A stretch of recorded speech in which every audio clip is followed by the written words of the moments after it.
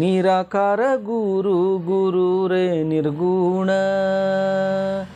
ಗುರು ಸೃಷ್ಟಿಕಾರ ಗುರು ವಿಶ್ವಂಬರ, ಗುರುವಿನ ವೀಣ ನರ ನಾರಾಯಣ, ಗುರು ಚರಿತಾಸೇಕರ ಪಾರಾಯಣ.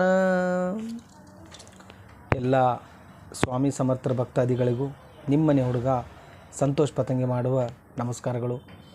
ವೀಕ್ಷಕರೇ, ನೀವು ನೋಡಿರೋ ಥರ, ನೀವು ನೋಡ್ತಾ ಇರೋ ಥರ ಸುಮಾರು ಅದ್ಭುತಗಳು ಇವತ್ತಿನ ದಿನ ನಮ್ಮ ಮನೆಯಲ್ಲಿ ನಡೀತಾ ಇವೆ.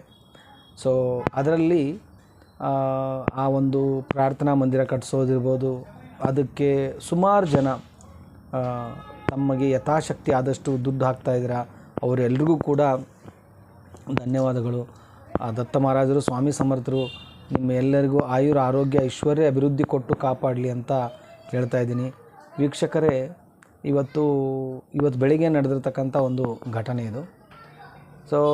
ಬೆಂಗಳೂರಲ್ಲಿ ಹ್ಯಾಂಡ್ ಪೇಂಟಿಂಗ್ ಅಂದರೆ ಈ ಚಿತ್ರಕಾರರು ಎಲ್ಲಿ ಇರ್ತಾರೆ ಅಂತ ಸ್ವಲ್ಪ ಹುಡುಕೋದು ಕಷ್ಟ ಇತ್ತು. ಸುಮಾರು ಒಂದು 15-20 ದಿವಸದಿಂದ ನಾನು ಪ್ರಯತ್ನ ಮಾಡ್ತಾಯಿದ್ದೆ. ಕಾರಣ ಏನು ಅಂತಂದರೆ, ನಮ್ಮ ಮನೆಯಲ್ಲಿರ್ತಕ್ಕಂಥ ದತ್ತಾತ್ರೇಯ ವಿಗ್ರಹದ ಒಂದು ವಿಗ್ರಹಕ್ಕೆ ಅದು ಕಣ್ಣು ಬರೀಬೇಕು. ಅದು ಪೇಂಟಿಂಗ್ ಇವಾಗ ಸ್ಟಾರ್ಟ್ ಮಾಡ್ತಾಯಿದ್ದೀವಿ. ಇಂಥ ಒಂದು ಸಿಚುವೇಷನಲ್ಲಿ ಇವತ್ತು ನಾನು ಶೂಟಿಂಗ್ ಹೋಗ್ತಾಯಿದ್ದೆ. ಅದನ್ನು ಮೈಂಡ್ ಥಾಟ್ಸಲ್ಲಿ ಇಟ್ಕೊಂಡೇ ಹೋಗ್ತಾಯಿದ್ದೆ. ಸಡನ್ನಾಗಿ ನನ್ನ ಲೆಫ್ಟ್ ಸೈಡಲ್ಲಿ ಒಂದು ಬೋರ್ಡ್ ಕಾಣ್ತು, ಕಲಾವಿದ ಆರ್ಟ್ಸ್ ಅಂಥೇಳಿ. ಅವರು ಇಮ್ಮಿಡಿಯೇಟ್ ನಂಬರ್ ತೊಗೊಂಡೆ. ಅವರು ಬಿಡಿಸಿರ್ತಕ್ಕಂಥ ಚಿತ್ರಗಳನ್ನೆಲ್ಲ ನನಗೆ ಕಳಿಸಿದ್ರು. ತುಂಬ ಖುಷಿ ಅನ್ನಿಸ್ತು. ಅವರು ಕೂಡ ಈ ಒಂದು ಕೆಲಸಕ್ಕೆ ಒಪ್ಕೊಂಡಿದ್ದಾರೆ. ಖಂಡಿತವಾಗಿಯೂ ತುಂಬ ಸಣ್ಣ ಪುಟ್ಟ ಎಕ್ಸ್ಪೀರಿಯೆನ್ಸೇ ಇರ್ಬೋದು. Very nice. ಆದಷ್ಟು ಬೇಗ ಆ ಒಂದು ದತ್ತ ವಿಗ್ರಹ ರೆಡಿಯಾಗಿ ಅವ್ರ ಕೈಯಿಂದ ಆ ಒಂದು ಕಣ್ಣು ಬರೆಸುವಂಥ ಕಾರ್ಯಕ್ರಮನ ನಾವು ಖಂಡಿತವಾಗಿಯೂ ಅದನ್ನು ಮಾಡ್ತೀವಿ. ಮತ್ತು ಇದ್ರ ಜೊತೆ ಇನ್ನೊಂದು ಎಕ್ಸ್ಪೀರಿಯೆನ್ಸು ಆಯಿತು. ಏನಪ್ಪ ಅಂತಂದರೆ, ಒಬ್ಬರು ನಮ್ಮ ಸ್ವಾಮಿ ಸಮರ್ಥರ ಭಕ್ತರವರು, ಲೀಲಾವತಿ ಅಂತ ಅವ್ರ ಹೆಸರು. ಇವರು ತುಮಕೂರಲ್ಲಿ ಒಂದು ಹಳ್ಳಿಯಲ್ಲಿ ಇರ್ತಾರೆ. ಮೊದಲು ಸಿಕ್ಕಾಪಟ್ಟೆ ಚೆನ್ನಾಗಿ ಜೀವನ ಮಾಡಿರ್ತಕ್ಕಂಥವ್ರು ಇವರು. ಈಗ ಏನೋ ಒಂದು ಸಮಸ್ಯೆಯಿಂದ ತುಂಬ ಪರಿಸ್ಥಿತಿನ ಎದುರಿಸ್ತಾ ಇದ್ದಾರೆ. ತುಂಬ ಅಂದರೆ ಅದು ಹೇಳೋಕ್ಕೂ ಆಗಲ್ಲ, ಅಷ್ಟು ಕೆಟ್ಟ ಪರಿಸ್ಥಿತಿಯಲ್ಲಿ ಎದುರಿಸ್ತಾ ಇದ್ದರು. ಇವಾಗ ಒಂದು ಸ್ವಲ್ಪ ತಕ್ಕ ಮಟ್ಟಿಗೆ ಬೆಟ್ರದೇನು ಪರವಾಗಿಲ್ಲ. ಇಲ್ಲಿ ಏನಾಗೋಗ್ಬಿಡುತ್ತೆ, ಚೆನ್ನಾಗಿರುವವರು ಫುಟ್ಪಾತ್ ಮೇಲೆ ಬಂದು ನಿಂತಾಗ ಅದು ಅವರ ಮಕ್ಕಳಿಗೆ ಹೇಳೋಕ್ಕಾಗದೇ ಇರುವಂಥ ನೋವನ್ನು ತಿಂತಾ ಇರುವಾಗ ತುಂಬ ಬೇಜಾರಾಗೋಗ್ಬಿಡುತ್ತೆ. ಅವ್ರ ಹೆಸರು ಹೇಳೋದು ಬೇಡ, ಚೆನ್ನಾಗಿರಲ್ಲ ಅದು.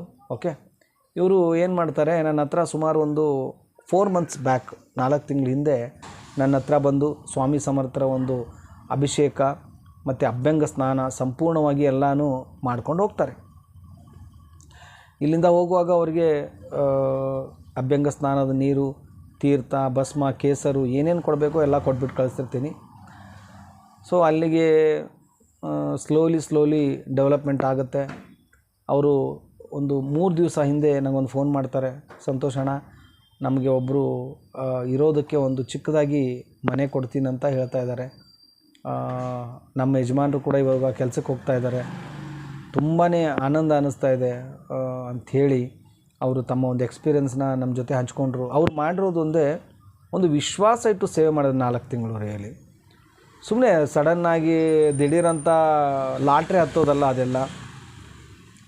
ಅವ್ರು ಕೇಳಿದ್ರು ನನಗೆ, ಸಂತೋಷ್ ಅಣ್ಣ ಈ ಥರ ಇದೆ, ನಾವು ಯಾವತ್ತು ಹೋಗೋಣ? ನಾನು ಅವ್ರಿಗೆ ಒಂದೇ ಮಾತು ಹೇಳಿದೆ, ಹೊಸ ಕೆಲಸ ಏನೇ ಇರಲಿ ಗುರುವಾರನೇ ಸ್ಟಾರ್ಟ್ ಮಾಡಿ ಅಂಥೇಳಿ. ಈ ಗುರುವಾರ ಇನ್ನೊಂದು 2-3 ಡೇಸ್ ಇದೆ. ಅವ್ರು ಹೋಗಿ ಆ ಒಂದು ಹೊಸ ಮನೆಗೆ ಪಾದಾರ್ಪಣೆ ಮಾಡ್ತಾರೆ. ಸ್ವಾಮಿ ಸಮರ್ಥರು ಅವ್ರಿಗೆ ಒಳ್ಳೇದು ಮಾಡಲಿ, ಆದಷ್ಟು ಬೇಗ ಅವರ ನೋವನ್ನು, ಅವರ ಕಣ್ಣೀರನ್ನು ಒರೆಸಲಿ ಅಂತ ಹೇಳ್ತಾ ಇಲ್ಲಿಗೆ ಈ ಒಂದು ವಿಡಿಯೋನ ಮುಗಿಸ್ತಾ ಇದ್ದೀನಿ. ಮತ್ತೆ ಒಂದು ಹೊಸ ಕಥೆ ತೊಗೊಂಡು ನಿಮ್ಮ ಮುಂದೆ ಬರ್ತೀನಿ. ಅಲ್ಲಿವರೆಗೂ ಶ್ರೀ ಸ್ವಾಮಿ ಸಮರ್ಥ. ಜೈ ಜೈ ಸ್ವಾಮಿ ಸಮರ್ಥ.